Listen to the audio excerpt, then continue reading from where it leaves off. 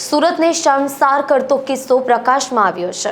કાપોદ્રા વિસ્તારમાં સાવકા પિતા દ્વારા તેની જ 12 વર્ષની બાળકી સાથે દુષ્કર્મ આચર્યું હોવાની ઘટના બની છે। એટલું જ નહીં પરંતુ પાડોશી વૃદ્ધે પણ બાળકી સાથે દુષ્કર્મ આચર્યું હતું।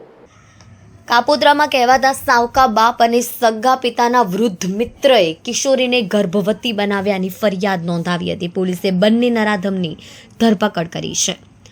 કાપોદ્રા પોલીસ સૂત્રો દ્વારા પ્રાપ્ત થતી વિગતો મુજબ સ્થાનિક વિસ્તારમાં રહેતી દલિત પરિવારની યુવતીના પતિ સાથે છૂટાછેડા થયા બાદ છેલ્લા 3 વર્ષથી 12 વર્ષ 5 માસની પુત્રી સાથે સ્થાનિક વિસ્તારમાં સંજય ઉર્ફે સંજુ તાતેરાવ પાટીલ સાથે કોઈપણ કરાર વિના રહીને શારીરિક સંબંધ ધરાવે છે।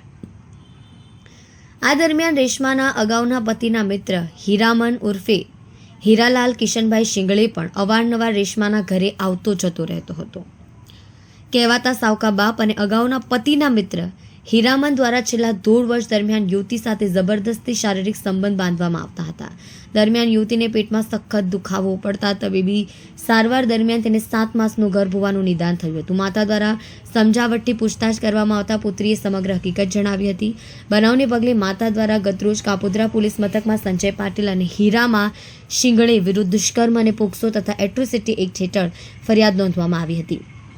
ફરિયાદ સંદર્ભે તપાસ કરી રહેલા પોલીસ અધિકારી દ્વારા આરોપી સંજય પાટીલ અને વૃદ્ધ હીરારામ શિંગળેની ધરપકડ કરી કાયદેસરની કાર્યવાહી કરવામાં આવી છે।